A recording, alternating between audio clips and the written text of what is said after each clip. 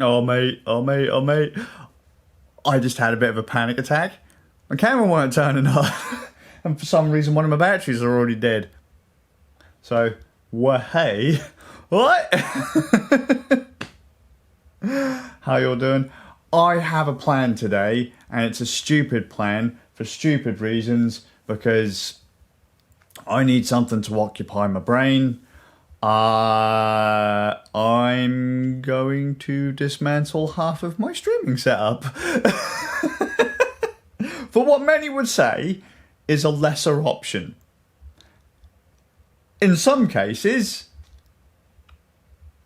maybe, but if it doesn't work out, I'll just flip it all back, alright? Because I've taken pictures. So, this lot. So you've got my ASUS Rog Strix GL503VM. I've had that since 2017, and that takes absolutely everything that I do. Okay, so if I'm doing console, PC, whatever, even if it's Belial, which is my PC there, which you can't see, it all runs into an Elgato HD60S Plus into that machine. And then over there, my GH5 used to sit there. We've got a Panasonic G9X, GX9, whatever it is, with I think a 35mm on it, going into an Elgato Camlink 4K or whatever. Go XLR Mini, going into a Shure MV7, which is actually a USB microphone, but it's an alright dynamic microphone. Yeah, so just as the video overlay, so that if I want to put it back. Smaller stream deck. Funny enough, when I was using Belial as its own stream setup, because it's got 2 capture cards in it itself, I've got the big stream deck that ain't being used, so I want to get that off my desk, that off my desk, that off my desk, this off my desk, right? And I'm going to replace it with the Zephyrus G14. So this ain't going to be anything new or particularly special, but I'm literally just going to take the G14 and this dongle, and everything that I have plugged into the Strix right now will go into this dongle. I'll wire it in with Ethernet, and this dongle will now live at my desk, okay? And the idea being, if I want to do anything, I take the Zephyrus off the dongle dock, right, and I can go around with the Zeph, right, and then when I want to do a stream, dual stream, whatever, I can take the Zephyrus, put it on the desk, and whatever. The plan is really actually just to open up and empty out my backpack, because my backpack's got microphones and capture cards and all that sort of stuff in it, and then reduce this down to what would end up being a laptop, a web camera, and a headset microphone, and then put a bunch of other stuff over there. You know, because there's literally no wiggle room. But like, take the stand, Yetti Nano, and what I'll do is I'll actually take the stream setup I used for Bayonetta 2 that I was doing off my Stream Deck and put it onto the Zephyrus and go that way using the blue mic and all. 'Cause that's what I was using with the Stream Deck when I did a live stream using the Steam Deck, right? I had it connected up to the dongle dock, and then the microphone, the webcam, and all that stuff was coming off of here, off of the Steam Deck. Yetti Nano, compressors, all that kind of stuff. Dongle, Steam Deck. But instead of Steam Deck, Zephyrus G14. In fairness, the only bit I think that people would complain about is realistically the audio. If you could find anything to complain about it. But considering stream level audio is low, and this isn't exactly super high anyway, because I'm not doing anything to it processing wise. A lot of people say, but the MV7 is better than the Yetti Nano. Depends. That depends on use case, your voice, blah, blah, blah. I mean, if we were talking if you were going to use it on a studio, yeah, the MV7's a bit higher up, but you're not going to be using it in a studio. So, and the Go XLR has got more features. It has, but do I really need them? I don't know. I've never needed it before. Anyway, right, time to get the shift and stuff about, and then I'm going to put it through its paces. Let's see if I can get this done in 20 minutes. Oh, I've just thought of a problem, and it involves this. I'm one of the rare people, right, who don't put chat on the gaming machine. I use chat on the streaming machine. And what I've got going right now is my audio is fed in through a line in here for anything that comes through this monitor, which is usually the PC, the console, Steam Deck, whatever. And chat will also go through there to here. Can't remember how I used to do it back in the day, but I'll figure it out. Oh, and if I ever complain about losing thread adapters for the MV7, these little buggers, it's because I'm bunging them in the Yetti Nano. But I will say at some point I've lost them. I'm sure of it. Don't panic. It's not actually, like, it didn't take me that long to get everything set up. I've got the Blue Yetti Nano in place of the Shure MV7. I've got the Zephyrus G14 on a stand in place of my ASUS Rog Strix GL503VM. I've got everything hooked up to a single USB-C dongle. And you know what? I don't know if I like it. I genuinely don't know if I like it. A couple of reasons. One, I'm blind. The Zephyrus has a 1440p display, and that is a long way away from where I'm sat.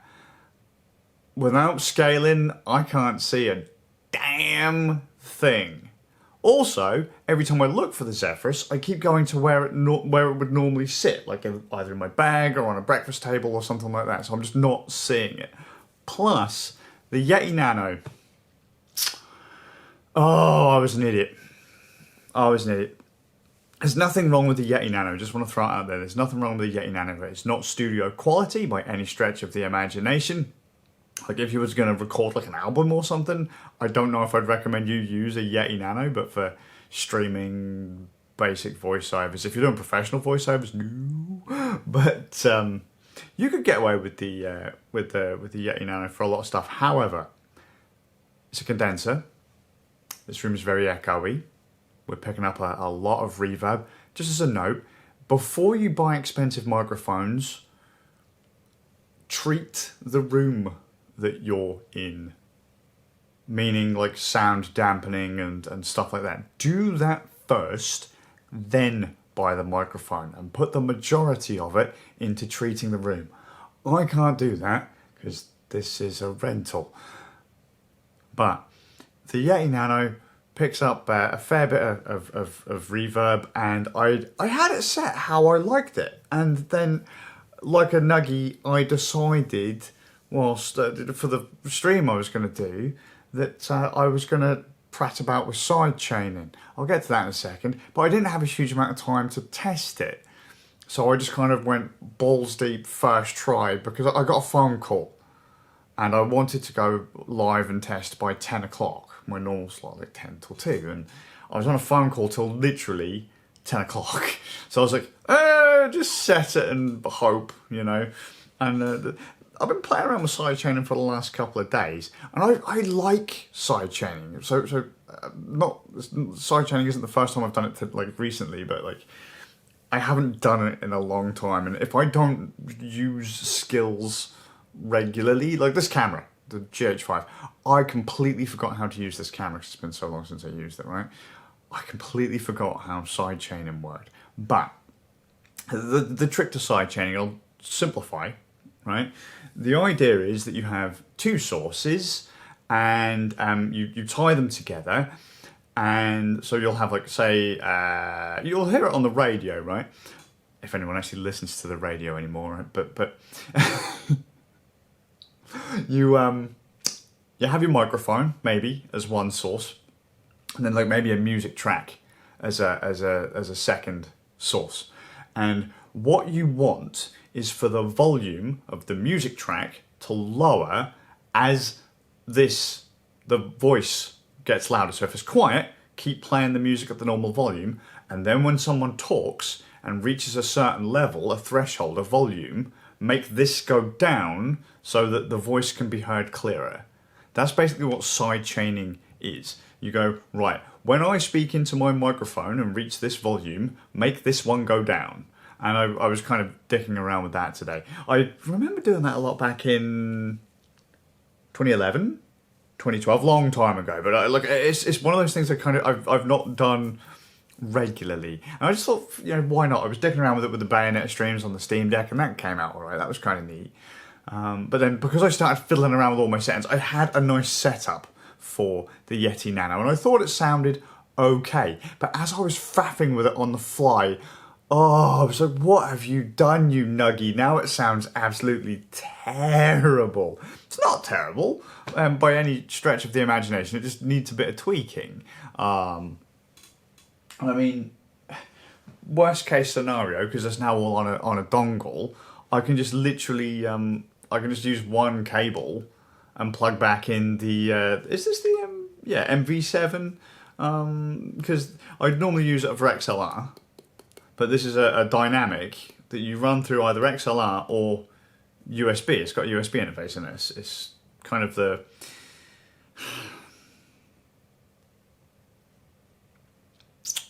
more accessible SM7B. I'm not a huge fan of the 7B, to be honest with you, because I have a reasonably dark voice already, and the MV7 would make me sound like dirt, because it's a pretty dark microphone. So dark on top of dark, just black hole. All right. I would prefer to have something a little brighter that brings me up, and if I've got someone with a particularly bright voice, then I like to bring them down, because then I could, because it's only one cable, and I've got the Yetti Nano hooked up using a single micro USB cable. I could just go plug it in, whap it on the stand, and we're back onto the what is it? Not SM7B, MV7. So that's neat. And I say I don't like it. This is a very clean setup now. I could just reach over, unplug the USB-C hub, and then my microphone is disconnected. I don't know if I have mouse and keyboard connected. I've got my one of my Panasonic cameras behind the TV hooked up to it. I can have all of that disconnected and then just whap the laptop in my bag and job the done. Like 2 cables and it's out.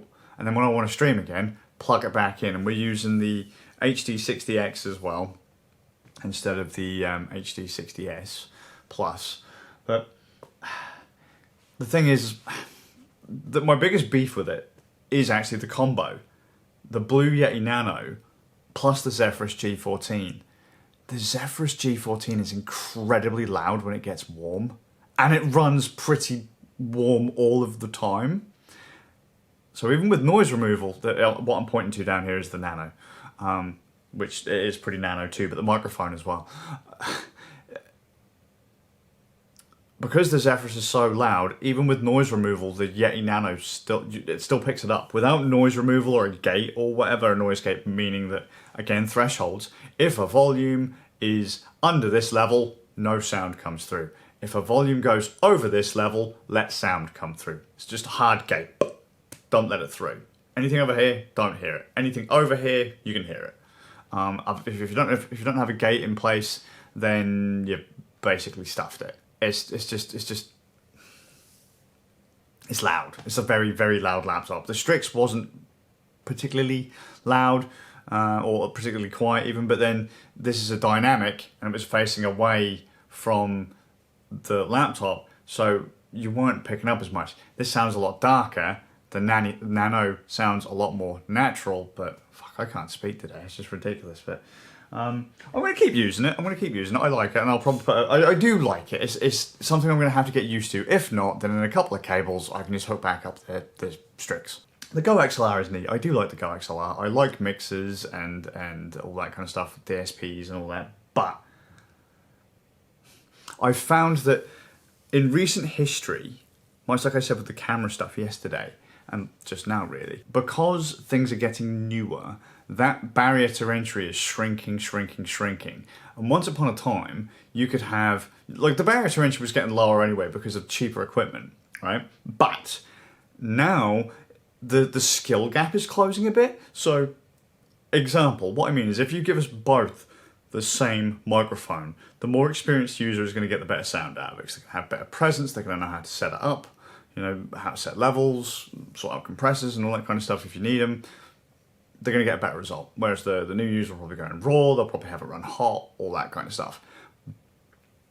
Now, you can get microphones with safety tracks built in, so like if you're loud and you go too loud, it'll drop down to the safety track so that you've got one that's a little bit quiet so you don't peak out. You've got mics with built-in compressors and EQs and toggleable presets now. So, you know, people are finding it easier to chase professionals. That gap has shrunk a bit. Will the professional still get a better result? Yes, but it's a lot easier to get that somewhat professional sound without actually knowing what you're doing. You don't need the knowledge anymore to set a lot of this stuff up. Like green screening now, you can use that in video broadcasting. That'll just cut you out with AI. Microphones like the Wave 3 have built-in DSPs and the clip guard thing on it, and just all this magical stuff. Look at cameras now. Your iPhone can take a picture and it will just do all this magic, and all you have to do is press a button and you'll get a nice picture out of it. If you did that with a DSLR, you'd end up with shit. I remember people doing reviews of like the G7X, GX7 camera that I've got, one of the other cameras I've got, and they're like, ugh, my iPhone takes better pictures. So yeah, because you're just pointing and clicking. The iPhone is designed for simple mode. The actual camera isn't. You actually have to know what you're doing to get the best out of the camera. The iPhone, you just, you know. So that gap, the better quality pictures started coming out with they were a lot simpler to get good stuff out of. So I've gotten lazy over the years, or maybe just comfortable, because I've tried some of that equipment and I was like, well, I don't need to worry about it now because I've got like a safety track, or I've got this, or I've got that. Like I don't have to just, I went kind of brain dead on it. I went into autopilot, and it's something I need to get out of. So that's where this kind of thing is going to help. Get rid of the Go XLRs, get rid of all the fancy processing, and then just go again and back up, refresh, relearn. That kind of stuff. At one point I was actually tempted to use the microphone from this on here and just run a cable to the computer, but no. So yeah, that's my day. It's done. It's neat. I like having desk space. I would like a bigger desk, but I still need to put all this stuff away. I'll only take a little bit to put it all back. But I just want to get something ready for Splatoon 3 tomorrow. Oh, speaking of Splatoon 3, we've had a disaster. My oldest son's Switch doesn't dock anymore. Nintendo got it back, didn't repair it. Youngest son's Switch, looks like the fan is now broken on it and it's overheating. So the day before a big game comes out they want to play, it's dead. My oldest son's Switch died just before his birthday, so now we have 2 Switches that need to be sent back to Nintendo for repair, and it's just... Oh. Nintendo, just make something that lasts, but they are 5 years old, I guess. But they've had to go into Nintendo like a bajillion times. But then on another note, last note of the night, really, other than potentially food, because we are still keeping track of me being a fat bastard. 141 pounds now, by the way.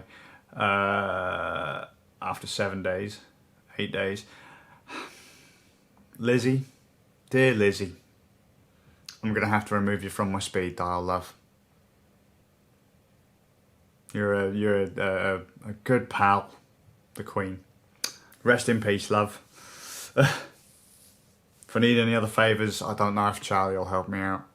If you need any favours, well, you can't call me, because bless you, you've had enough. You've gone to Elvis's private island with Buddy Holly and Road Warrior Hawk. Maybe one day we'll see you there. Or if anyone fucks up the country enough, I'm sure he'll be back. I'm sure he'll be back. Just like old Maggie. That's why they keep the coffin locked in cement. Not the Queen's, Maggie's. Just so, you know, none of the young guards get by and she liches it up and rises from the grave. And but yeah, Queen passed away today. Unfortunate. I'm not much of a fan of the royals. The Queen was alright, I suppose. Queen and the Queenie mum. Gotta love that royal drama. Not interested in the kids. Not interested in, what was it, Diana and Charles and what's that other woman that Charles is with? I don't know. Her, and then you got the sons, the two princes who have got the women that they married and they had I don't know who the fuck they are. I just know we had a queen. she used to pretend she was a stamp. And then her husband died and we were in lockdown, and bless her, she looked miserable at his funeral. Obviously, it's her husband. But she was by herself because it was during lockdown. And then you had old Boris having his party. Bit of a slap to the old Queenie, and then all downhill from there, because, you know, she lost her anchor, I guess. Bless her. So, miss you, Lizzie. That'll be a joke I can't make anymore. Can't say I'm gonna speed dial the Queen, because we ain't got one anymore. Poor girl. But at least now you can't do me for treason. Not that you would, because you're too nice. Keep saying it like I know the Queen, I don't. I know of the Queen. Food though. Bean bakes. Cheesy bean bakes. And tomato and spaghetti. Soup with noodles in it. Delicious. That's my food for today. The whole month of good food sucks balls. It's not the food, it's the lack of flavour in between. But anyway, I've been rabbiting on for probably about 20 minutes now. Long vlog. So I'll head off. Splatoon 3 tomorrow. Way. Hope you're well. I'll see you all with a bit of luck in the next one. Don't fuck it up, Charlie, or whoever ends up on the throne. If you end up on the throne, if we haven't already sold it, or if someone hasn't come in and claimed it like we did everything else on the planet.